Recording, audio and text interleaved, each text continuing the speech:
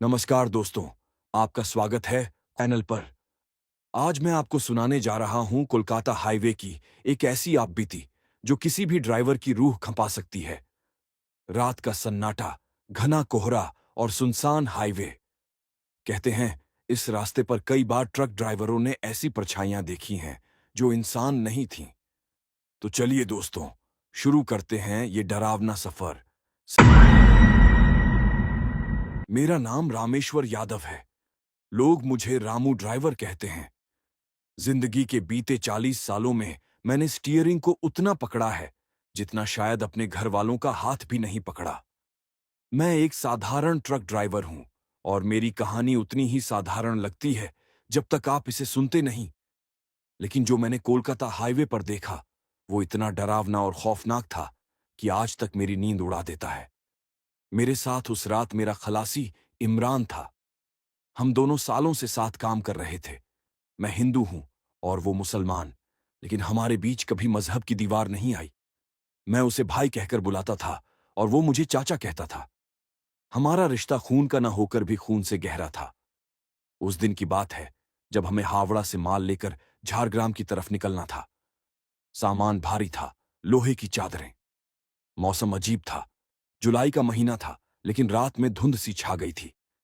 ऐसा लगता था जैसे आसमान ने अचानक धरती से अपने सारे रंग खींच लिए हों। मैंने ट्रक स्टार्ट किया और इमरान बोला, चाचा, आज का मौसम कुछ ठीक नहीं लग रहा। मैंने हंसकर कहा, अरे बेटा, ट्रक ड्राइवर अगर मौसम देखकर चले तो फिर तो रोज घर बैठा रहे। रात धीरे धीरे गहराती गई। कोलकाता हाईवे वैसे भी बदनाम है। वहां कई हादसे हुए हैं, लेकिन हादसों से ज्यादा किस्से मशहूर हैं। भूत, परछाई, औरत की चीखें। मैंने हमेशा इन्हें बकवास माना, लेकिन उस रात मुझे सच का सामना करना पड़ा। करीब 1 बजे का समय था। ट्रक सुनसान सड़क पर दौड़ रहा था। चारों तरफ सिर्फ अंधेरा और ट्रक की हेडलाइट की पीली रोशनी। अचानक मैंने देखा, सड़क के बीचों बीच एक औरत खड़ी है। उसका चेहरा ढका हुआ था, बाल बिखरे हुए, सफेद साड़ी में भीगी भीगी सी। मैंने घबराकर ब्रेक लगाया। ट्रक जोर से झटका खाकर रुका। इमरान डर के मारे मेरी बांह पकड़कर बोला, चाचा, ये वही है, लोग कहते हैं ना, हाईवे वाली चुड़ैल। मेरा दिल जोर से धड़क रहा था, लेकिन मैंने हिम्मत जुटाकर बाहर उतरने की कोशिश की। तभी वो औरत गायब हो गई, जैसे कभी थी ही नहीं। इमरान की आंखों में डर साफ दिख रहा था। उसने कहा, चाचा, मैंने कसम खाई थी कि इस रास्ते पर नहीं आऊंगा, पर किस्मत हमें खींच ही लाई। मैंने उसे चुप कराया और ट्रक फिर स्टार्ट किया। लेकिन जैसे जैसे हम आगे बढ़ रहे थे, ट्रक अजीब अजीब आवाजें करने लगा। पीछे का लोहा अपने आप हिलने लगा। ऐसा लग रहा था जैसे कोई ऊपर चढ़ा हुआ हो। करीब 10 किलोमीटर आगे जाकर हमने ट्रक रोका। उतरकर देखा तो सब सामान जस का तस था, लेकिन ऊपर से किसी के चलने के निशान साफ दिखाई दे रहे थे। गीले पैर के निशान। मेरे पैरों तले जमीन खिसक गई। इमरान कांपते हुए बोला, चाचा, ये इंसान का काम नहीं, कोई और है। हम दोनों चुपचाप ट्रक में बैठे। मैंने ट्रक स्टार्ट किया, लेकिन अब स्टीयरिंग भारी लग रहा था, जैसे कोई पीछे से पकड़कर रोक रहा हो। मेरी सांसें तेज हो गईं। अचानक पीछे से ठक ठक ठक की आवाज आने लगी, जैसे कोई जोर जोर से दरवाजा पीट रहा हो। इमरान चीख पड़ा, चाचा, कोई अंदर आना चाहता है। मैंने शीशे से पीछे झांक कर देखा, वहां कुछ नहीं था, लेकिन आवाज लगातार गूंज रही थी। हम किसी तरह हिम्मत करके ट्रक आगे बढ़ाते रहे, लेकिन ये डरावनी रात यहीं खत्म नहीं हुई। करीब 3 बजे हम लालगढ़ पुलिस स्टेशन के पास पहुंचे। मैंने सोचा वहां ट्रक रोककर थोड़ा आराम कर लूं, लेकिन जैसे ही हम थाने के बाहर पहुंचे, गार्ड ने हमें रोका। कहां जा रहे हो? उसने सख्ती से पूछा। मैंने कहा, सामान लेकर झारग्राम जा रहे हैं। तभी अंदर से एक इंस्पेक्टर आया। उसका नाम बाद में पता चला, इंस्पेक्टर बिस्वास। उसने हमें घूरते हुए कहा, तुम दोनों की शक्ल पर डर क्यों है? कुछ देखा क्या? मैं और इमरान एक दूसरे को देखने लगे। इंस्पेक्टर ने हमें थाने के अंदर बुला लिया। वहां कुछ ड्राइवर और भी बैठे थे। सबके चेहरे पीले पड़े हुए थे। इंस्पेक्टर ने कहा, लगता है तुम भी उसी रास्ते से आए हो। हर हफ्ते कोई ना कोई ड्राइवर कहता है कि उसने हाईवे पर सफेद साड़ी वाली औरत देखी। और जो लोग उसे नजरअंदाज करते हैं उनका ट्रक हादसे का शिकार हो जाता है। मेरे रोंगटे खड़े हो गए। इमरान मेरे पास सिमट गया। इंस्पेक्टर ने हमें सख्ती से चेतावनी दी, अगर जिंदा रहना चाहते हो तो अगले गांव तक अकेले मत जाओ। सुबह होने का इंतजार करो, और अगर उस औरत से फिर सामना हो तो उससे बात मत करना, वरना तुम वापस नहीं लौटोगे। ये सुनकर मेरे पैरों तले जमीन खिसक गई। लेकिन हमें जाना ही था। माल समय पर पहुंचाना जरूरी था। ट्रक ड्राइवर की मजबूरी यही होती है, मौत सामने भी हो फिर भी गाड़ी चलानी पड़ती है। और उस रात जब हम पुलिस स्टेशन से निकले, असली खौफनाक सफर शुरू हुआ। थाने में इंस्पेक्टर बिस्वास की बातें सुनकर मेरा दिल और भी बैठ गया था। उसने साफ कह दिया था कि रात के अंधेरे में उस हाईवे पर जाना मौत को न्योता देने जैसा है। लेकिन मजबूरी का दूसरा नाम ही ट्रक ड्राइवर की जिंदगी है। अगर माल समय पर नहीं पहुंचा तो मालिक गाली देगा, पैसा कटेगा और घर में चूल्हा ठंडा पड़ जाएगा। इमरान बार बार मुझसे कह रहा था, चाचा, सुबह तक रुक जाते हैं, अंधेरा छंटने दो, हमें अपनी जान से बढ़कर कुछ नहीं। मैंने उसकी बात सुनी जरूर, लेकिन दिल मानने को तैयार नहीं था। घड़ी में 3:45 बज रहे थे। अगर मैं वहीं रुकता तो माल देर से पहुंचता और मालिक का गुस्सा झेलना पड़ता। मैंने मन ही मन सोचा, जो होना होगा देखा जाएगा। मैंने इमरान से कहा, बेटा, हम ड्राइवर लोग किस्मत के भरोसे जीते हैं। अगर मौत लिखी है तो कहीं भी आ सकती है। चलो निकलते हैं। उसने मेरी तरफ देखा। उसकी आंखों में डर साफ झलक रहा था, लेकिन वो जानता था कि मेरा फैसला बदलना मुश्किल है। हमने ट्रक स्टार्ट किया और फिर से उसी सुनसान हाईवे पर निकल पड़े।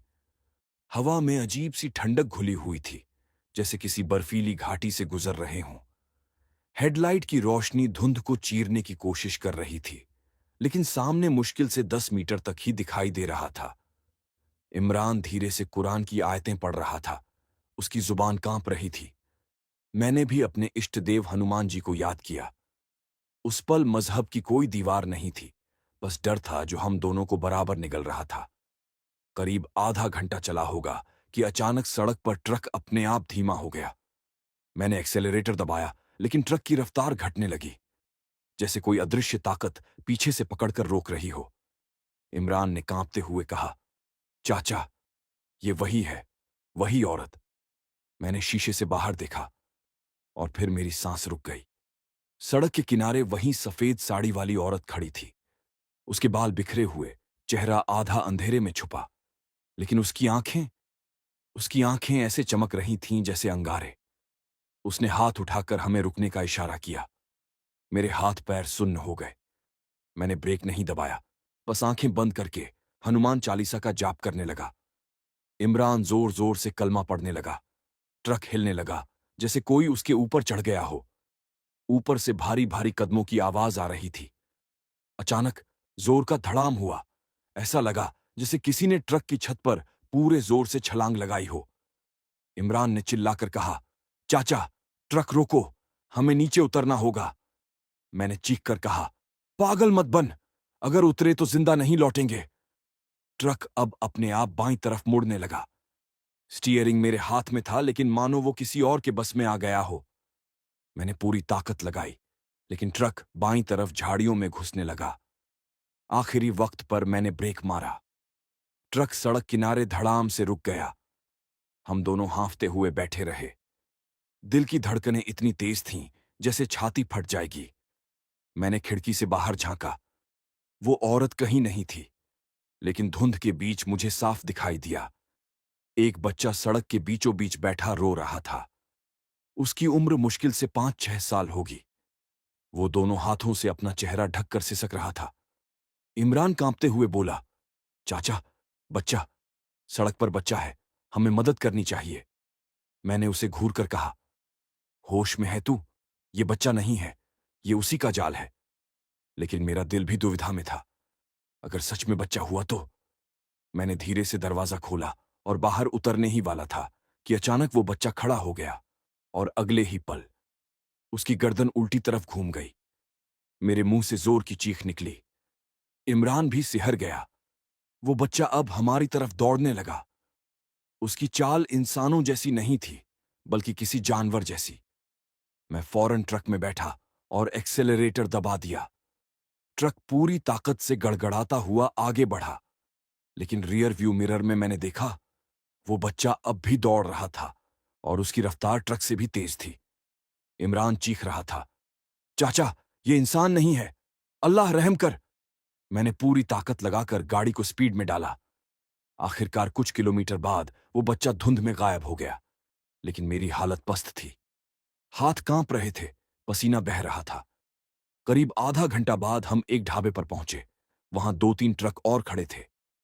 हमने ट्रक रोका और नीचे उतरकर चाय का ऑर्डर दिया। ढाबे वाला बूढ़ा आदमी था। उसने हमारी हालत देखकर कहा, तुम दोनों उसी रास्ते से आए हो ना? सफेद साड़ी वाली से मुलाकात हो गई क्या? मैं और इमरान एक दूसरे को देखने लगे। मैंने धीरे से सिर हिलाया। बूढ़ा गहरी सांस लेकर बोला, बेटा, इस रास्ते पर जो भी उससे मिलता है उसका पीछा वो मरने तक नहीं छोड़ती। तुम बचकर निकल आए, ये चमत्कार है। मैंने घबरा कर पूछा, ये औरत कौन है आखिर? क्यों परेशान करती है? बूढ़े ने ठंडी आवाज में जवाब दिया, ये औरत नहीं, एक बद्दुआ है। सालों पहले इसी हाईवे पर एक औरत और उसका बच्चा सड़क हादसे में मारे गए थे। तब से उनकी आत्मा यहां भटक रही है। जो भी ट्रक इस रास्ते से गुजरता है वो उसे रोकने की कोशिश करती है, और जो उसकी मदद नहीं करता वो उसे अपने साथ खींच ले जाती है। मेरे दिल में सिहरन दौड़ गई। इमरान रोने जैसा हो गया। उसने कहा, चाचा, हम क्यों इस रास्ते पर आए? ये हमारी आखिरी सफर हो जाएगा। बूढ़ा चुप रहा। उसकी आंखों में अजीब सा दर्द था, जैसे उसने खुद उस औरत को देखा हो। हमने किसी तरह चाय खत्म की और ट्रक की तरफ लौट आए। लेकिन अब मेरे दिल में साफ था, ये औरत हमें इतनी आसानी से छोड़ने वाली नहीं। और सच में अगले ही सफर में उसका खौफ और भी डरावना रूप लेकर हमारे सामने आया। ढाबे पर चाय पीने के बाद भी मेरा दिल चैन से नहीं बैठ रहा था। ऐसा लग रहा था कि वो औरत अभी भी हमारे आसपास कहीं है, हमें देख रही है। इमरान बार बार कह रहा था, चाचा, हम वापस चलते हैं, हमें ये माल छोड़ देना चाहिए। जान बची तो लाखों पाएंगे। लेकिन मेरी मजबूरी अलग थी। घर में बीमार बीवी और 2 छोटे बच्चे थे। अगर काम अधूरा छोड़ देता तो मालिक पैसे काट लेता, और फिर घर का खर्च कैसे चलता? ट्रक ड्राइवर की जिंदगी में डर से ज्यादा बड़ी चीज होती है भूख। मैंने इमरान से कहा, डर कर भागने से बेहतर है हिम्मत करके सामना करें। चल, अब निकलते हैं। हमने ट्रक स्टार्ट किया और फिर से हाईवे पकड़ लिया। आसमान में हल्की लालिमा दिखने लगी थी, शायद सुबह होने वाली थी। मुझे लगा कि जैसे ही सूरज निकलेगा सब डर खत्म हो जाएगा। लेकिन असली खौफ तो अभी बाकी था। करीब 5 किलोमीटर आगे बढ़े ही थे कि पुलिस की जीप ने हमें रोका। 3 सिपाही और वही इंस्पेक्टर बिस्वास जीप से उतरे। उन्होंने हाथ उठाकर इशारा किया, ट्रक साइड में लगाओ। तुम लोग रात में इस रास्ते पर निकले थे? उसने पूछा। मैंने सिर झुका दिया। हां साहब, वो गुस्से में चिल्लाया। पागल हो क्या? मैंने मना किया था। तुम्हें समझ नहीं आता? अभी 2 घंटे पहले इसी रास्ते पर एक ट्रक पलटा है। ड्राइवर और खलासी दोनों मारे गए। लोग कहते हैं उन्होंने भी उसी औरत को देखा था। मेरी रीढ़ की हड्डी में सनसनी दौड़ गई। मैंने डरते डरते पूछा, साहब, आखिर ये है कौन? आप लोग कुछ करते क्यों नहीं? इंस्पेक्टर ने गहरी सांस ली। बेटा, हम भी इंसान हैं। पुलिस के पास भूत भगाने की ताकत नहीं होती। ये मामला हमारे बस से बाहर है। लेकिन फिर भी अगर कुछ गड़बड़ हो तो हमें रिपोर्ट करनी पड़ती है। इतना कहकर उसने हमें थाने आने का आदेश दिया। मैं और इमरान घबराए हुए उसके साथ चल पड़े। थाने में माहौल अजीब था। दीवारों पर पुराने केस की फाइलें, टूटी कुर्सियां और एक कोने में झूलता हुआ पंखा। वहां बैठे कई ड्राइवर हमारी तरह सहमे हुए थे। सबके चेहरों पर एक ही सवाल था, क्यों हम? इंस्पेक्टर ने हमें बैठाया और बयान लिखने को कहा। मैंने जो कुछ देखा था सब बता दिया।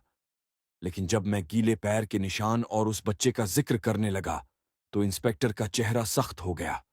उसने कहा, याद रखो, ये सब लिखित में मत डालना, वरना ऊपर वाले हंसेंगे और कहेंगे कि मैं पागलपन की कहानियां दर्ज कर रहा हूं।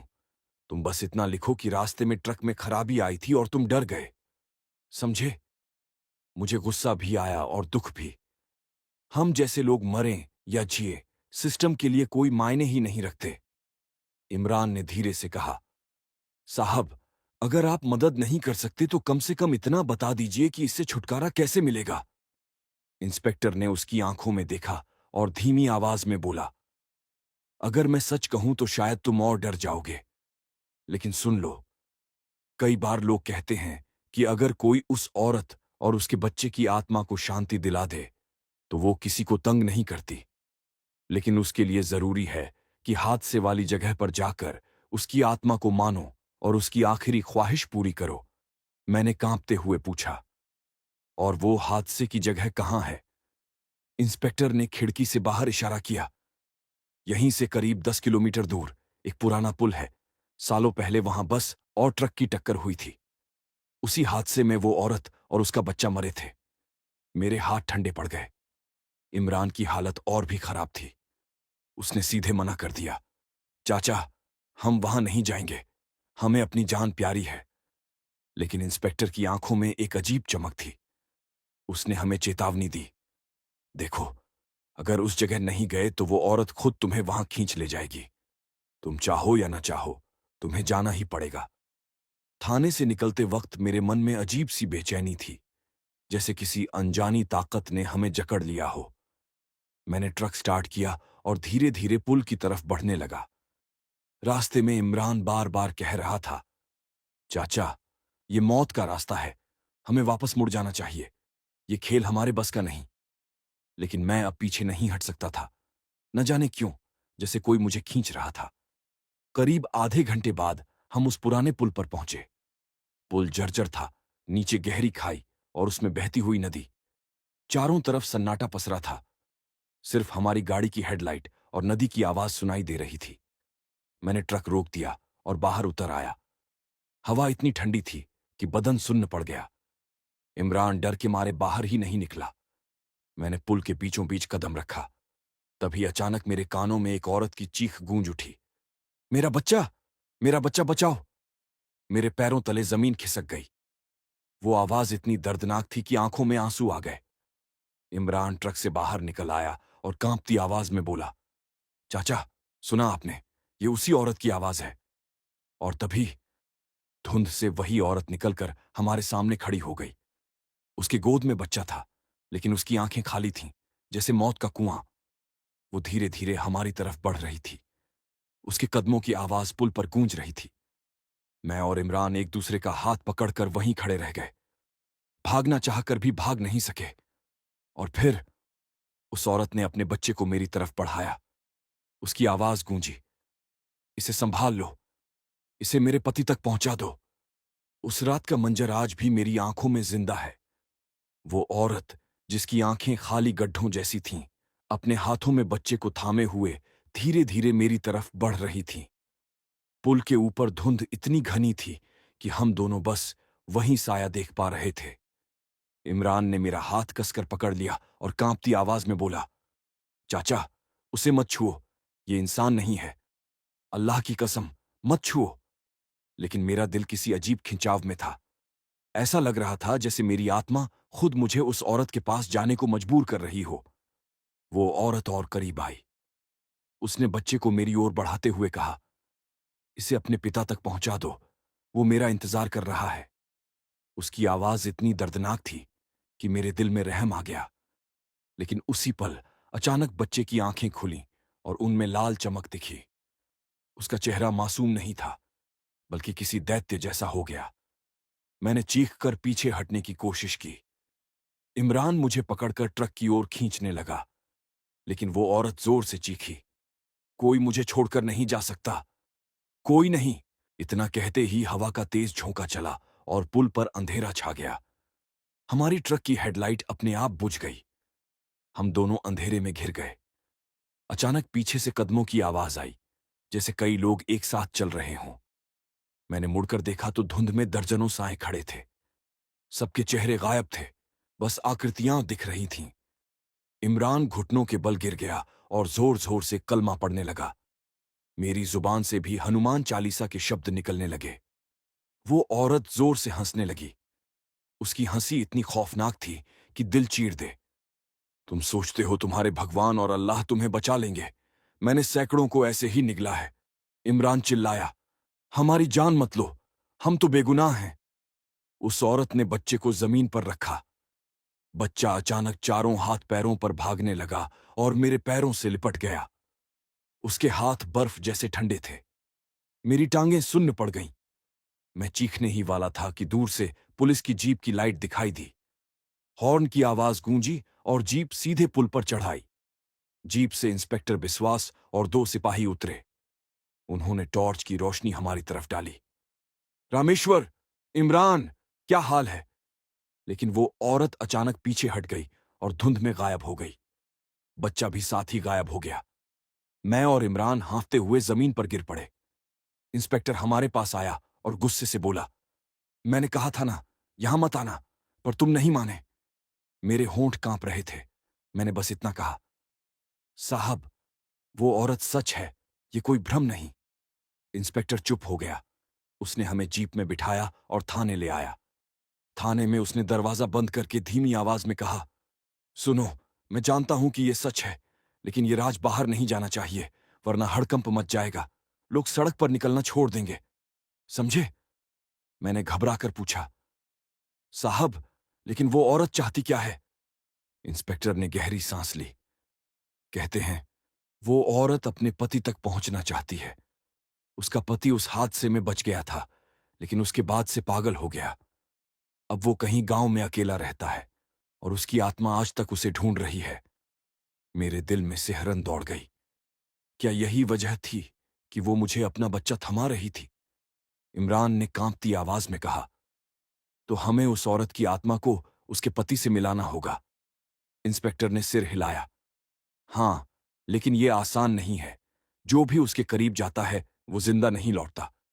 तुम दोनों तैयार हो? मेरे दिल में डर तो था, लेकिन न जाने क्यों लगा कि शायद यही रास्ता है जिससे हमारी मुसीबत खत्म हो सकती है। मैंने धीरे से कहा, साहब, अगर इससे जान बच सकती है तो हम कोशिश करेंगे। इमरान ने मुझे घूरा। चाचा, पागल हो गए हैं क्या? ये मौत का सौदा है। लेकिन मैं अपने फैसले पर अडिग था। रात भर हम थाने में बैठे रहे। नींद आंखों से कोसों दूर थी। बाहर कुत्तों के भौंकने और कभी कभी हवा की सीटी जैसी आवाज आती रही। सुबह होते ही इंस्पेक्टर हमें अपने साथ गांव ले गया। वो गांव पुल से करीब 15 किलोमीटर दूर था। वहां एक जर्जर झोपड़ी में एक बूढ़ा आदमी रहता था। उसके बाल बिखरे हुए, आंखें लाल और चेहरे पर पागलपन साफ दिख रहा था। इंस्पेक्टर ने कहा, यही उस औरत का पति है। नाम है मोहन। हम उसके पास गए। उसने हमें घूर कर देखा और अचानक जोर जोर से हंसने लगा। आ गई, आ गई फिर से। वो मुझे लेने आएगी, मैं जानता हूं। उसकी बातें सुनकर मेरी रूह कांप गई। मैंने धीरे से पूछा, मोहन जी, आपकी पत्नी और बच्चा? उसकी आंखों से आंसू बहने लगे। मैंने ही उन्हें खोया। अगर उस दिन मैं ट्रक रोक लेता तो वो जिंदा होते, लेकिन मैंने लालच किया। सोचा वक्त बर्बाद होगा, और उसी पल उनका एक्सीडेंट हो गया। उसकी चीखें झोपड़ी में गूंजने लगीं। इमरान मेरे कान में बोला, चाचा, ये और भी डरावना होता जा रहा है, हमें भाग जाना चाहिए। लेकिन मैं समझ चुका था, ये औरत और उसका बच्चा तभी चैन पाएंगे जब ये अधूरी कहानी पूरी होगी। और फिर उसी रात हमने फैसला किया कि हम तीनों उस पुल पर वापस जाएंगे। इंस्पेक्टर भी साथ था, और मोहन को लेकर हम सब ट्रक से पुल की तरफ निकले। रात करीब 12 बजे हम पुल पर पहुंचे। चारों तरफ वही सन्नाटा, वही धुंध और वही डरावनी हवा। मोहन जोर जोर से चिल्लाने लगा, सुनीता, मैं आ गया हूं, मुझे माफ कर दो, मैं तुम्हें लेने आया हूं।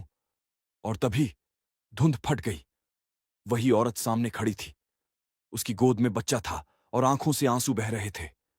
उसने धीरे धीरे कदम बढ़ाए और मोहन की तरफ चली गई। पुल पर उस रात का माहौल और भी खौफनाक था।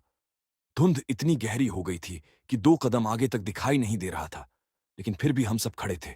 मैं, इमरान, इंस्पेक्टर बिस्वास और मोहन। मोहन की आंखें पागलों जैसी थीं, लेकिन उनमें एक अजीब चमक भी थी। वो बार बार जोर से पुकार रहा था, सुनीता, सुनीता, मैं आ गया हूं, मुझे माफ कर दो। और तभी वो औरत सामने आई। उसके हाथों में वही बच्चा था, लेकिन अब उसका चेहरा पहले से अलग था।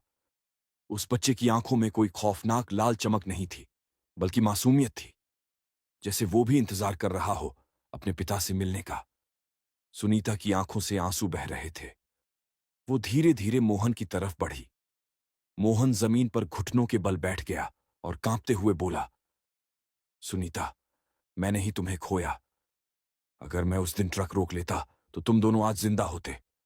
मुझे माफ कर दो। मैं रोज मरता हूं इस गुनाह के बोझ तले। वो औरत चुप रही। बस उसकी आंखें मोहन पर टिकी रहीं। अचानक हवा का एक तेज झोंका आया और पुल पर अंधेरा और गहराता चला गया। इमरान ने मेरे कान में फुसफुसाया, चाचा, मुझे अच्छा नहीं लग रहा। ये सही नहीं है। ये आत्मा हमें भी ले डूबेगी। लेकिन मैं वहीं जमे रहा। मेरा दिल कह रहा था कि ये सब किसी अंजाम तक जरूर पहुंचेगा। सुनीता आगे बढ़कर मोहन के सामने खड़ी हो गई। बच्चा उसकी गोद से निकलकर धीरे धीरे जमीन पर उतरा और अपने छोटे छोटे कदमों से मोहन की ओर चल पड़ा। मोहन की आंखों से आंसू रुक नहीं रहे थे। उसने बच्चे को उठाया और सीने से लगा लिया। बेटा, मुझे माफ कर दो। तुम्हारे बाप ने ही तुम्हें खो दिया था। उस पल माहौल बदल गया। धुंध जैसे कुछ साफ होने लगी और वो औरत मुस्कुराई। लेकिन उसी मुस्कान में कुछ अजीब था। उसकी आवाज गूंजी, तुम सोचते हो कि माफी से सब ठीक हो जाएगा, मेरी आत्मा को चैन मिलेगा? नहीं, जब तक इस पुल पर हर साल कोई बलि नहीं दी जाएगी, तब तक हम बंधे रहेंगे।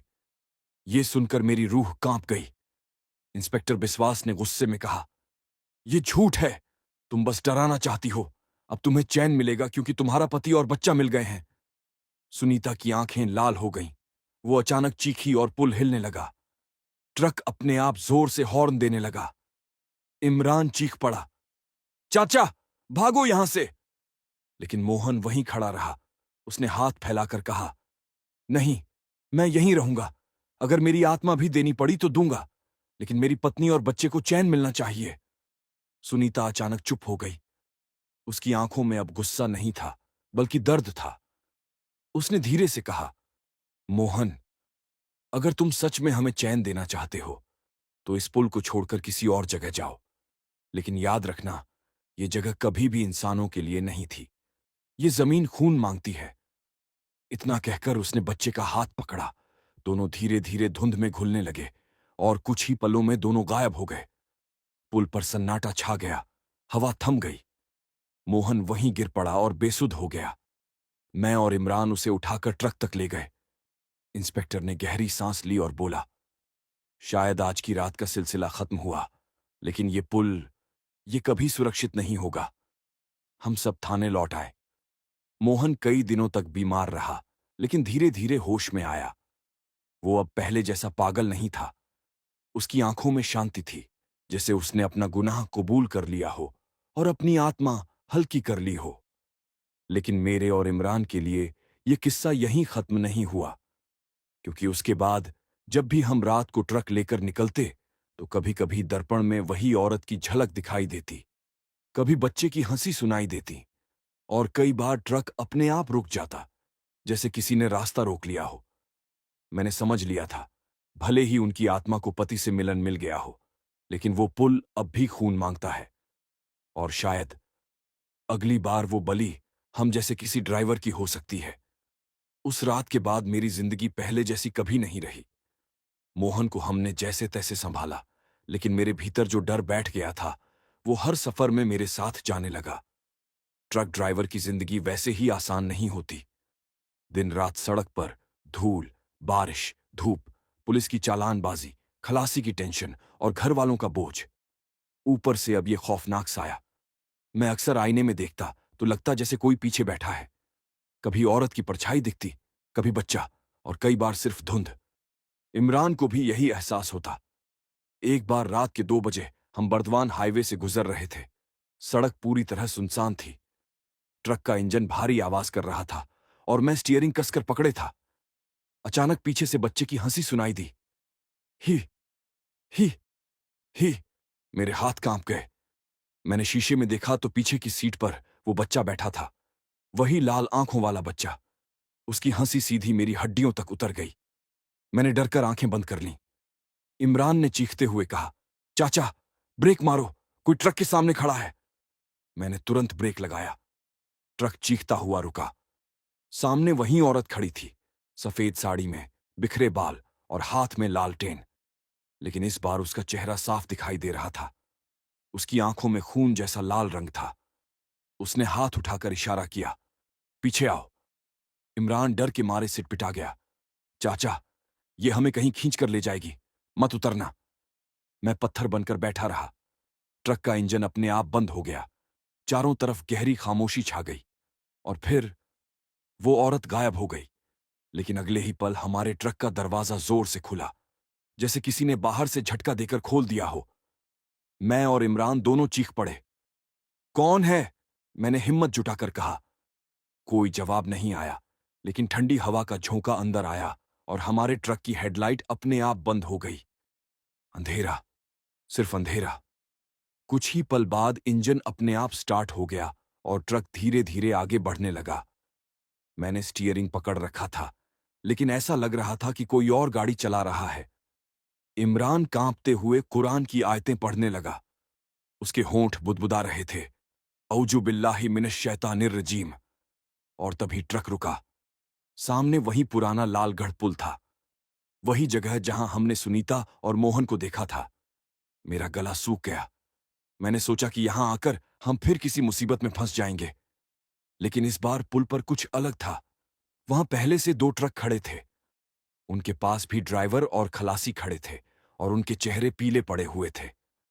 मैंने गाड़ी रोकी और उतरकर उनकी तरफ गया। एक ड्राइवर कांपती आवाज में बोला, भाई, तुम भी फंस गए? हम भी इस रास्ते से गुजर रहे थे और अचानक गाड़ी खुद ब खुद रुक गई। इमरान ने पूछा, तुमने देखा उसे? दूसरा खलासी बोला, हां, सफेद साड़ी वाली। उसने हमें बुलाया और कहा कि अगर जिंदा रहना है तो बलि देनी पड़ेगी। ये सुनकर मेरे पैरों तले जमीन खिसक गई। तभी हवा का तेज झोंका चला और हम सब ने देखा, पुल के बीचों बीच वो औरत खड़ी थी। उसके हाथ में अब लालटेन नहीं, बल्कि एक लंबा खून से सना हुआ डंडा था। उसके बाल हवा में उड़ रहे थे और उसकी आंखें जल रही थीं।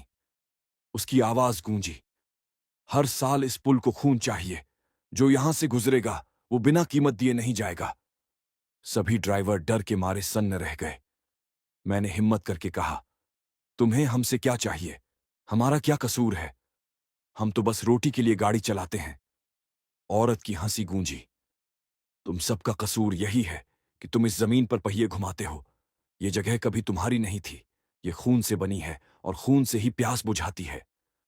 इमरान ने जोर से कहा, यह झूठ है। अल्लाह के नाम पर तुम हमें नुकसान नहीं पहुंचा सकती। औरत अचानक चीखी और पूरा पुल हिलने लगा। ट्रकों के शीशे अपने आप टूटने लगे। उस रात हमने जो देखा वो किसी भी इंसान के बस का नहीं था। ट्रक एक एक करके अपने आप स्टार्ट होने लगे और पुल की तरफ बढ़ने लगे, जैसे किसी ने उन पर कब्जा कर लिया हो। मैं और इमरान अपने ट्रक में दौड़े। स्टीयरिंग पकड़ने की कोशिश की, लेकिन गाड़ी अपने आप दौड़ रही थी। पुल के बीच पहुंचकर अचानक ट्रक रुक गया। औरत हमारे सामने आ गई। उसने मेरी आंखों में झांक कर कहा, अब तुम्हारी बारी है। मेरे पूरे शरीर से पसीना बह रहा था। मैंने महसूस किया कि ट्रक के पीछे कुछ हिल रहा है। पीछे मुड़कर देखा तो सामान के ऊपर वही बच्चा बैठा था। उसकी आंखें फिर से लाल हो गई थीं और उसके चेहरे पर शैतानी मुस्कान थी। ट्रक के पीछे उस बच्चे को देखकर मेरी रूह कांप गई। उसका चेहरा पहले से भी डरावना था। लाल चमकती आंखें, होठों पर अजीब सी मुस्कान और हाथ में खून से लथपथ खिलौना। इमरान मेरे कंधे से चिपक गया। उसकी आवाज कांप रही थी, चाचा, ये इंसान नहीं, शैतान है। मैंने हिम्मत जुटाकर गाड़ी स्टार्ट करने की कोशिश की। इंजन गड़गड़ाया, लेकिन स्टीयरिंग मेरे हाथ से फिसल गया, जैसे किसी और ने पकड़ रखा हो। और तभी वो औरत ट्रक के बिल्कुल सामने आ खड़ी हुई। उसके बाल हवा में ऐसे उड़ रहे थे जैसे आग की लपटें हों। उसकी आंखें मेरी आंखों में धंस गईं। वो फुसफुसाई, रामेश्वर, अब तेरी बारी है। मेरे होंठ सूख गए। मैं चीखना चाहता था, लेकिन आवाज गले में ही अटक गई। अचानक बच्चे की हंसी गूंजी। ही ही ही। उसकी हंसी इतनी गहरी थी कि जैसे किसी कब्रिस्तान से आ रही हो। इमरान ने घबराकर कुरान की आयतें पढ़नी शुरू की। उसके लफ्ज कांप रहे थे, लेकिन उसके होंठ लगातार चल रहे थे। कुल औजु बिरब्बिन नास, मालिकिन नास। उसकी आवाज गूंजते ही बच्चा चीखने लगा। उसका चेहरा और भी डरावना हो गया। वो अचानक सामान से कूदकर सीधे इमरान की तरफ झपटा। मैंने झट से दरवाजा खोला और इमरान को खींचकर बाहर गिरा दिया। हम दोनों ट्रक से बाहर निकल आए, लेकिन वो बच्चा ट्रक के ऊपर चढ़ा हुआ हमें घूर रहा था।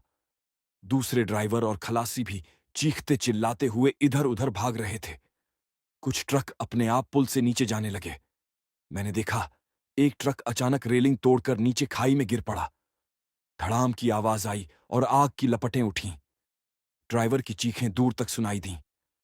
इमरान कांपते हुए बोला, चाचा, अगर हम यहीं रहे तो हमारी भी बलि ले लेगी। लेकिन भागना इतना आसान नहीं था। औरत धीरे धीरे हमारी तरफ बढ़ रही थी। उसकी चाल धीमी थी, लेकिन हर कदम जैसे जमीन को हिला देता था। उसने हाथ उठाकर कहा, भागोगे कहां? ये पुल मेरा है। यहां से जो भी गुजरेगा वो मेरा है। मेरे दिमाग में जैसे बिजली कौंधी। मैंने सोचा, अगर ये पुल खून मांगता है तो शायद कोई बलि देनी ही होगी। मेरी नजर इमरान पर गई। वो मेरे साथ खड़ा कांप रहा था। मैंने सिर झटक दिया। नहीं, मैं अपने खलासी को कैसे बलि दे दूं? ये तो मेरा भाई है। तभी मोहन की आवाज सुनाई दी। वो पुल के एक कोने में खड़ा था। उसके चेहरे पर अजीब सी शांति थी। वो बोला, रामेश्वर, अगर किसी की बलि चाहिए तो मेरी ले लो। मैंने अपनी पत्नी और बच्चे को खोया है। मेरी जिंदगी का कोई मतलब नहीं। सुनीता की आत्मा मोहन की तरफ मुड़ी। उसकी आंखों में दर्द और गुस्सा दोनों थे। तू तू ही तो कसूरवार है। तेरी वजह से हम मरे। तुझे तो मैं वैसे भी चैन से जीने नहीं दूंगी। मोहन हंस पड़ा। तो ले ले मेरी जान, लेकिन इन निर्दोष ड्राइवरों को छोड़ दे। ये कहते ही वो दौड़कर पुल के बीचों बीच गया और चिल्लाया, आजा सुनीता, मैं तैयार हूं। औरत अचानक हवा में उठी और उसके ऊपर झपटी। हवा का झोंका इतना तेज था कि हम सब पीछे गिर पड़े। कुछ पल बाद सन्नाटा छा गया। जब मैंने आंखें खोलीं तो देखा, मोहन जमीन पर पड़ा था। उसका शरीर खून से लथपथ था। उसकी सांसें बंद हो चुकी थीं, लेकिन सुनीता और बच्चा गायब थे। इमरान कांपते हुए बोला, चाचा, क्या यह सच में खत्म हो गया? इंस्पेक्टर बिस्वास हमारे पास आया। उसकी आंखें भीगी हुई थीं। उसने कहा, मोहन ने अपनी जान देकर सबको बचा लिया। शायद यही इस पुल की आखिरी बलि थी। हम सब चुपचाप खड़े रहे। आग अब भी नीचे खाई में जल रही थी, लेकिन ऊपर हवा शांत हो गई थी।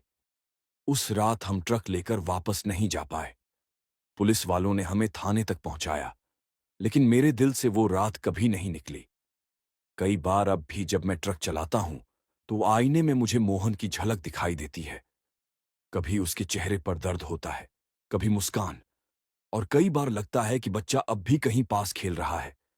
शायद वो पुल अब भी खून मांगता है, और शायद अगली बार उसकी नजर किसी और ड्राइवर पर पड़े। मोहन की बलि के बाद भी डर खत्म नहीं हुआ। मैं और इमरान अब हर रात हाईवे पर निकलते समय 2-3 बार ट्रक की हेडलाइट, ब्रेक और दरवाजों की जांच करते। लेकिन कभी कभी ऐसा लगता जैसे कोई अदृश्य शक्ति हमारे पीछे घूम रही हो। एक रात हम माल लेकर हावड़ा की तरफ जा रहे। चाचा, मुझे लग रहा है वो बच्चा हमारे ट्रक में है, उसने फुसफुसाकर कहा। मैंने पीछे देखा। ट्रक की पिछली सीट पर कोई नहीं था। फिर भी एक ठंडी हवा का झोंका आया। ऐसा लगा जैसे कोई सांस हमारे गर्दन पर पड़ रही हो। तभी ट्रक का इंजन बिना किसी वजह के धीमा हो गया। हेडलाइट झपकने लगी। मैं स्टीयरिंग कसकर पकड़े रहा। ये क्या हो रहा है? मैंने खुद से कहा। इमरान ने देखा, पिछली सीट पर अब वही बच्चा बैठा था। उसकी आंखें लाल, चेहरे पर शैतानी मुस्कान। उसकी हंसी गूंज रही थी। ही ही ही। मैंने जोर से ब्रेक मारा। ट्रक रुका, लेकिन बच्चा अभी भी पीछे घूर रहा था। भागो, भागो! इमरान चीख पड़ा, लेकिन भागना असंभव था। जैसे ट्रक और बच्चा हमारे आगे बाहर को रोक रहे थे।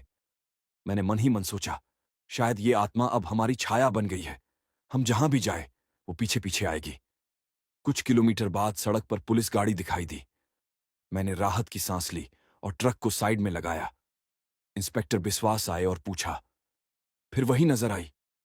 मैंने सिर हिलाया। इमरान कांपते हुए बोला, हां साहब, बच्चा और वो औरत। इंस्पेक्टर ने गहरी सांस ली। देखो, मैंने कहा था कि पुल की आत्मा अभी पूरी तरह नहीं गई।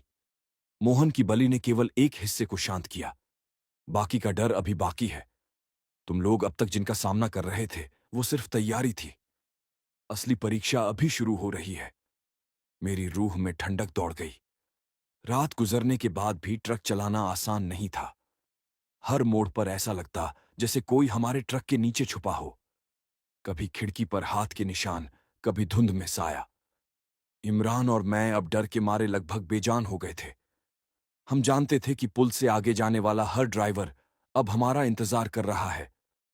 कुछ दिनों बाद माल खत्म होने पर मैं और इमरान उसी पुराने पुल के पास से गुजर रहे थे। हमें लगा कि अब कुछ नहीं होगा, लेकिन अचानक हवा में एक चीख गूंजी, कहां भागोगे, अब तुम्हारी बारी है। हमने देखा, पीछे वही औरत और बच्चा खड़े थे, लेकिन अब उनका स्वरूप और भी डरावना था। बच्चा अब सिर्फ लाल आंखों वाला नहीं था, बल्कि उसके हाथ और पैर लंबा और असमान थे। उसकी हंसी अब मानव नहीं थी। इमरान ने फुसफुसाया, चाचा, ये अब हमें नहीं छोड़ेगा, हम मर जाएंगे। मैंने हिम्मत जुटाई और ट्रक स्टार्ट किया, लेकिन इस बार ट्रक अपने आप बढ़ा, तेज रफ्तार में, जैसे किसी ने उसे नियंत्रित कर लिया हो। हम दोनों डर के मारे चिल्ला रहे थे। पीछे देखते ही देखते वो औरत और बच्चा हमारे करीब आ गए। हवा इतनी तेज थी कि हमारे चेहरे धूल से ढक गए। इमरान ने अचानक कहा, चाचा, हमें मदद चाहिए। हमें कोई धर्म या शक्ति बचा सकती है। मैंने अपने हाथ जोड़े और हनुमान चालीसा और कुरान की आयतें एक साथ पढ़ने लगा। तभी जैसे कुछ रोशनी हमारी ओर आई। वो रोशनी इतनी तेज थी कि धुंध छंट गई। औरत और बच्चा धीरे धीरे धुंध में गायब हो गए। हम थक कर ट्रक के अंदर बैठे रहे। इमरान रो रहा था, मैं भी हाँफ रहा था। इंस्पेक्टर बिस्वास ने हमें समझाया, अब तुम समझ गए ना, पुल की आत्मा अब हमेशा के लिए खत्म नहीं हुई। उसने तुम्हें चेतावनी दी है। अगर तुम्हारा डर और लालच बढ़ा तो अगली बार वो तुम्हें पकड़ लेगी। ये आत्मा अब सिर्फ पुल तक सीमित नहीं रही, अब इसका पीछा ट्रक के साथ भी रहेगा। हम दोनों डर के मारे कुछ बोले ही नहीं, बस देखा कि सूरज निकलने लगा। लेकिन मुझे एहसास हुआ कि अब हमारी जिंदगी कभी पहले जैसी नहीं रहेगी। हर ट्रक, हर हाईवे और हर रात अब हमारे लिए एक परीक्षा बन गई थी। उस रात के बाद भी डर खत्म नहीं हुआ। अब ट्रक चलाना सिर्फ काम नहीं रहा, बल्कि हर सफर एक नई परीक्षा बन गई थी। इमरान और मैं अक्सर सड़क पर चुपचाप बैठे रहते, हर आवाज से डरते। कोई भी हलचल, कोई भी साया, सब डर का कारण बन जाता। एक बार हम माल लेकर हावड़ा की तरफ जा रहे थे। सड़क सुनसान थी और घना कोहरा था। मेरे हाथ स्टीयरिंग पर जकड़े थे। इमरान बार बार फुसफुसा रहा था, चाचा, लगता है वो बच्चा अब हमारे ट्रक में ही है। मैंने पीछे देखा, ट्रक खाली था। फिर भी ठंडी हवा का झोंका आया। ऐसा लगा जैसे कोई हमारे कान में धीरे धीरे कुछ कह रहा हो। अचानक ट्रक की पिछली सीट पर वह बच्चा दिखाई दिया। उसकी आंखें लाल, चेहरे पर शैतानी मुस्कान। उसकी हंसी गूंज रही थी। ही, ही, ही। मैंने ब्रेक मारा। ट्रक रुका, लेकिन बच्चा अभी भी पीछे घूर रहा था।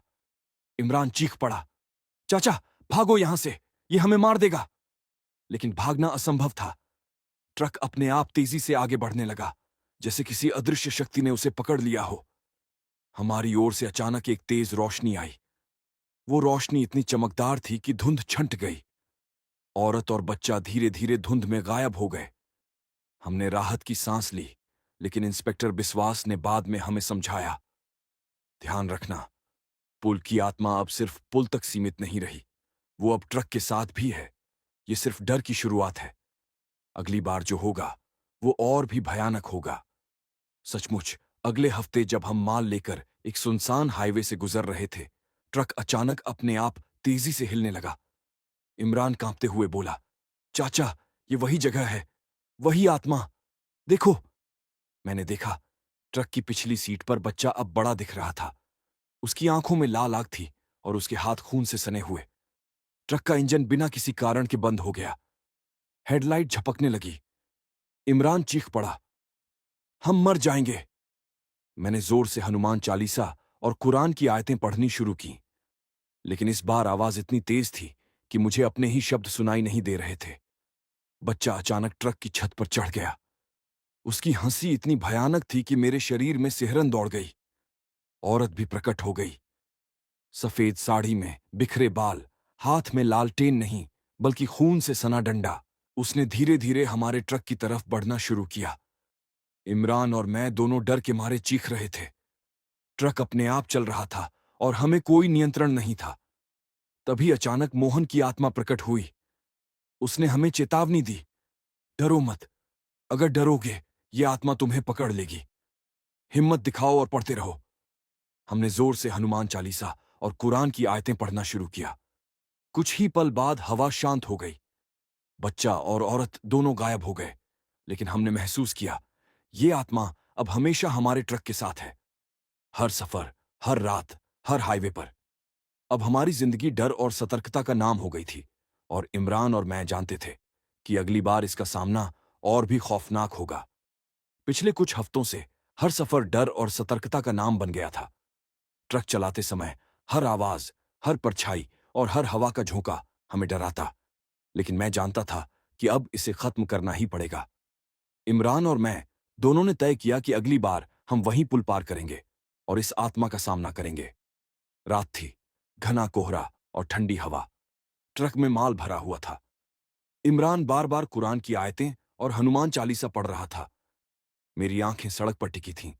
जैसे ही हम पुल के पास पहुंचे, वही डरावनी हवा, वही धुंध और वही आवाजें, हंसी, चीखें और बच्चे की लाल आंखें। उसने धीरे से बोला, तुम लोग सोचे थे कि बच जाओगे, अब तुम्हारी बारी है। औरत प्रकट हुई। उसके हाथ में अब लालटेन नहीं बल्कि मोहन की बलि की याद दिलाती खून से सनी चाबुक थी। बच्चा भी साथ था। उसकी हंसी अब और तेज और भयानक थी। इमरान कांपते हुए बोला, चाचा, यह हमें मार देगा, अब कोई रास्ता नहीं है। मैंने गहरी सांस ली। अब डर के साथ साथ हिम्मत भी जगी। मैंने कहा, हम डरते नहीं, हमने पहले भी तुम्हारा सामना किया है, अब तुम हमारी जिंदगी से खेल नहीं सकती। हमने साथ साथ हनुमान चालीसा और कुरान की आयतें जोर से पढ़ना शुरू किया। औरत और बच्चा धीरे धीरे ट्रक की ओर बढ़ने लगे। ट्रक अपने आप हिलने लगा, लेकिन अब हम पीछे नहीं हटे। तभी एक तेज रोशनी पुल के ऊपर से आई। इंस्पेक्टर बिस्वास की आवाज गूंजी, रुक मत, पढ़ते रहो, यही शक्ति तुम्हें बचाएगी। मैंने महसूस किया कि रोशनी हमारे ऊपर एक सुरक्षा कवच बन रही थी। बच्चा और औरत हवा में झूलते हुए धीरे धीरे पीछे हटने लगे। तुम नहीं समझोगे, ये पुल अब हमेशा खून मांगता रहेगा। औरत की आवाज गूंजी, लेकिन उसकी शक्ति कमजोर हो रही थी। उसकी हंसी फीकी पड़ गई। बच्चा रो रहा था। औरत ने आखिरी बार एक खौफनाक चीख मारी और दोनों धुंध में विलीन हो गए। हमारी सांसें तेज थीं। इमरान कांप रहा था। इंस्पेक्टर ने कहा, अब तुम सुरक्षित हो। मोहन की बलि ने कुछ शांति दिलाई और तुम्हारी हिम्मत ने बाकी को रोक दिया। लेकिन याद रखना, पुल की आत्मा हमेशा के लिए खत्म नहीं हुई। ये केवल चेतावनी थी। हम दोनों थक कर ट्रक में बैठे रहे। अब धुंध छूट गई थी। सड़क साफ और सुनसान थी। अगले दिन हमने पुल को छोड़ते हुए अपने खलासी और ड्राइवर मित्रों से कहा कि वो कभी अकेले इस पुल के पास ना जाए। इस घटना ने मुझे और इमरान को सिखाया कि डर को समझना और हिम्मत दिखाना ही जीवन बचा सकता है। हमने महसूस किया कि ये आत्मा केवल डर पैदा करने के लिए नहीं थी, बल्कि हमें इंसानियत और साहस की परीक्षा लेने आई थी। कुछ महीने बाद मैंने और इमरान ने तय किया कि हम अब हाईवे पर अकेले नहीं जाएंगे। हमेशा साथ में टीम रहेगी और अपने अनुभवों को नए ड्राइवरों के साथ साझा करेंगे। अब मैं हर ट्रक चलाने पर सावधान रहता हूं, हर आवाज पर ध्यान देता हूं और हर रात पुल पार करते समय हनुमान चालीसा और कुरान की आयतें पढ़ता हूं। लेकिन मुझे एहसास है, कोलकाता हाईवे का डर हमेशा मेरे साथ रहेगा। कभी धुंध, कभी हवा का झोंका, कभी पीछे की सीट पर लाल आंखों वाला बच्चा। ये सब मुझे याद दिलाते रहेंगे कि डर और साहस का ये खेल हमेशा जारी रहेगा। और शायद यही हमारी कहानी का सबसे बड़ा सबक है। साहस और हिम्मत के बिना कोई भी ड्राइवर अपनी जिंदगी बचा नहीं सकता।